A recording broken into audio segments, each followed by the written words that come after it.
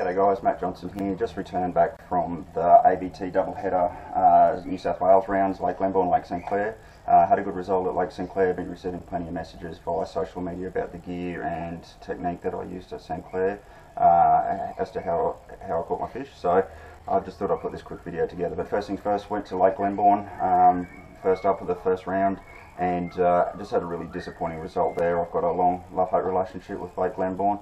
Things didn't pan out how I would have liked them to, never got onto the bite. We'll just leave it at that.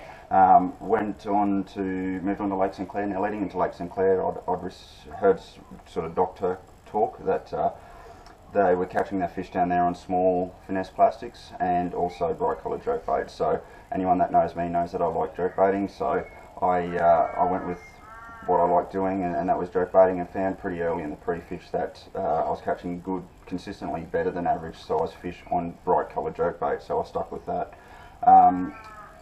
What I was doing for the most of the comp was not fishing the visual weed edges. I was rather targeting the weed edges that you're seeing on the sounder that were just outside of eyesight. So Lake St Clair's got massive weed edges, nice clear water, and any time that you've got clear water, weed edges and slightly cooler water temperatures, jerkbaits are my go-to. So I was targeting those deeper weed edges in 10 to 15 feet of water with weed edges that were coming up, or weed that was growing up off the bottom, only 3 or 4 feet off the bottom. And so that allowed that 6 or 8, 10 feet of clear water above the weed edges, which allowed me to run these little 61 squirrel jerkbaits quite neatly over the top of those.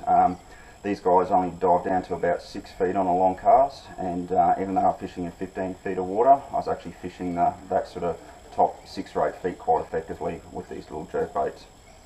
So I was using my sounders to find large weed edges that had those deeper weed banks, and I was making long casts with my Barrabass rods over the top of those to get the lures down and get them working just effectively. So I've worked with Brad Clark from Barrabass Rods for a number of years now, and trying to develop what I believe is a perfect jerkbait rod, particularly for these smaller jerkbaits, and these are the two that I use down there. So they're built on a Lake Fork composites blank, a North Forks composite blank. Brad always shifts me on that. So they're North Fork composites blank. This is a P704. It's in 6'10". I like a slightly shorter rod sometimes for jerkbaiting. It allows me to make accurate casts, but also when I'm working the jerkbait, it means that I'm not whipping the rod tip in the surface of the water. So so this is guys in 6'10", with a 25 size smoke quantum reel, 10-pound castaway braid, 10-pound V hard leader, and a 61 squirrel. That guy there is actually a 61 squirrel that I had pimped up by Gino at Gino Customs. Nice bright colours, as you can see. That lure there accounted for a number of key fish for me throughout the session. So that was one of my go-to rods. The other one that I was using, particularly when the wind picked up and I needed to make it enabled me to make some really long casts by casting the lures with the wind, downwind, with these light lures. I went to, it's the same, similar blank, only it's the next model up. It's the P7041. This is still in 7 foot. I didn't get this one cut down. Still with a 25 size quantum smoke reel, quantum exo reel, 10-pound castaway, 10-pound V hard leader. Both of those from the Sunline stable. Been using them for years. Love those lines. And that guy was a silent glitter bug in the 61 squirrel. I found that guy when in the third session, when things slicked out a little bit, there wasn't quite as much wind. The silent squirrel still allowed me to get a few key bites, and that longer rod allowed for some slightly longer casts, particularly with the wind. So that's basically my jerkbaiting gear that I use for the smaller jerkbaits. I find that those blanks just give you the perfect blend of being able to cast long distances, as well as being able to work the lure effectively, not overwork the lure, but still have enough forgiving blank if you get those fish that come up and face lap the lures and only get one point of the treble in. On that note, also I upgrade all my treble hooks on all my lures to Van Fuchs.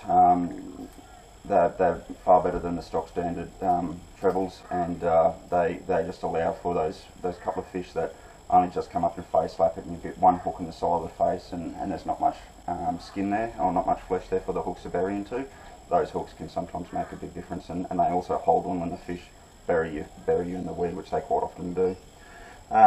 In the third session though, the wind stopped blowing and it got really glassy calm, and first up in the morning I I had to go to a small plastics, hopped off the weed edge. So the plastic I was using was a 3-inch swing impact Keytech on a 6-ounce jig head. That colour's Baby AU, and I've just painted the jig head a nice green colour as well to match the lure.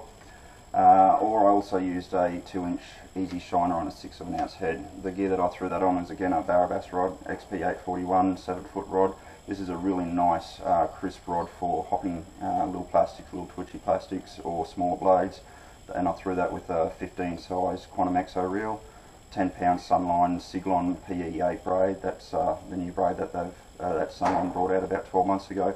Been using it for 12 months and it's excellent braid. It's fantastic. And 6-pound Sunline V hard leader. And that basically filled our bag for us on the 3rd session. And then I went to the jerkbaits to get a few key upgrades, and that's what I found was the jerkbaits weren't getting perhaps quite as many bites as the plastics, but the bites you were getting were those better than average fish. So that's about it, guys. That's the gear and the techniques that I used. Appreciate any comments or questions regarding the gear that I used. More than happy to answer any questions or queries that people have got about that. So just about to leave next week for some pre-fishing for the Queensland doubleheader round, so Boondoomer and Lake Cania. Really looking forward to those dams. I think it's going to be a great bite, and once again ADT ran a great comp. So that's it, guys. Thanks for watching.